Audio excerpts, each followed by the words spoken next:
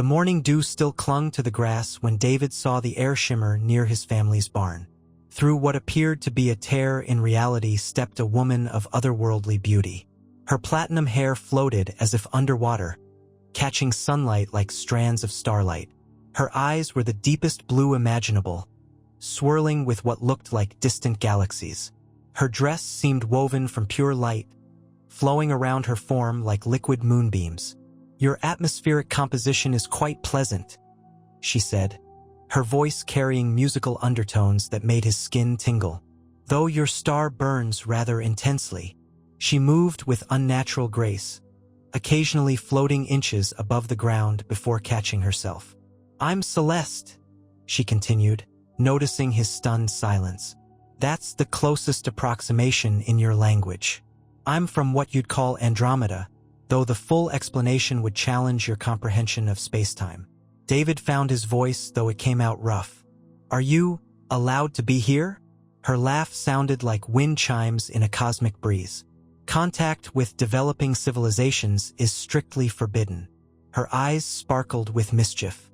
"But I found rules to be more like guidelines, especially when I encounter something truly fascinating."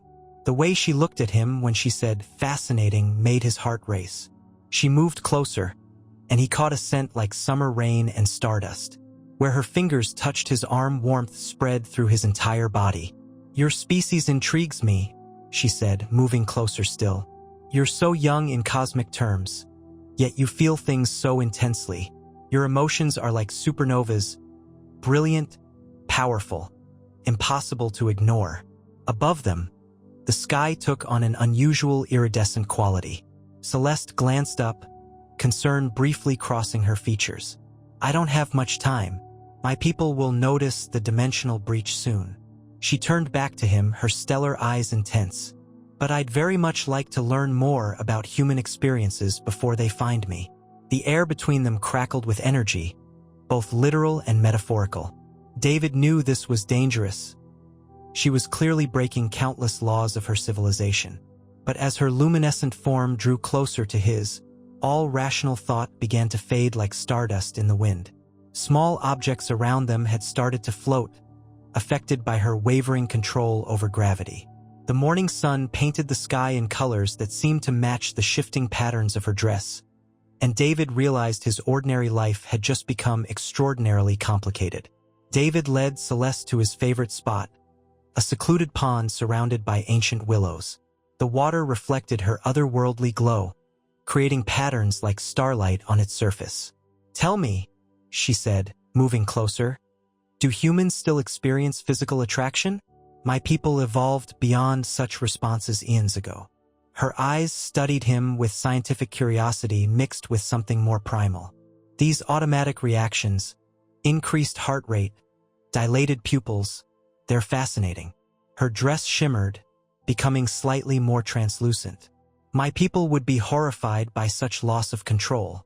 They believe physical intimacy leads to quantum entanglement between beings." Her smile turned mischievous. "They're probably right." Above them, the sky had taken on a shimmering quality, like oil on water. Geometric patterns began forming in the clouds. "They're looking for me," she whispered. "Dimensional breaches leave traces." "But—" She moved closer, her scent like cosmic rain filling his senses. "Perhaps that makes this moment more precious." The air between them crackled with energy. Where their bodies touched, small sparks of stellar light danced across their skin. Celeste's control over gravity wavered, causing flowers and leaves to float around them in lazy orbits. "Your scientists would call this a violation of multiple laws of physics," she murmured, her lips now inches from his. "My people would call it corruption of a developing species." Her hands found his chest, sending waves of warmth through his body. "What would you call it?" David looked into her eyes, seeing galaxies spin in their depths. "I'd call it inevitable." Their first kiss was like touching a live wire. Energy coursed between them, making the air glow with aurora-like lights. The willow branches began to sway in a non-existent wind as reality itself seemed to bend around their connection. When they finally parted, both were breathing hard. "Well," she said, voice carrying new harmonics that made the air vibrate. Some primitive responses are worth preserving after all. The search patterns in the sky grew more intense, but neither of them looked up. They were too caught in each other's gravity, falling toward something that would either destroy them or transform them entirely. The barn became their sanctuary as the sky above filled with geometric search patterns. Celeste's natural glow illuminated the space, her form shifting between solid and stellar energy as their passion grew. "This is dangerous," she whispered, trailing luminescent fingers across his skin. "The dimensional barriers are weakening. If we fully connect," she shivered as his hands found her waist, "could tear a hole between realities." "Maybe some laws are meant to be broken," David replied. Their union transcended physical pleasure. Where their bodies met, reality itself seemed to bend and blur. The barn filled with aurora lights as they created their own laws of physics. Small objects floated freely around them as Celeste's control over dimensional forces slipped away entirely. In the aftermath, as they lay entwined in a cocoon of starlight, both knew they'd crossed a point of no return.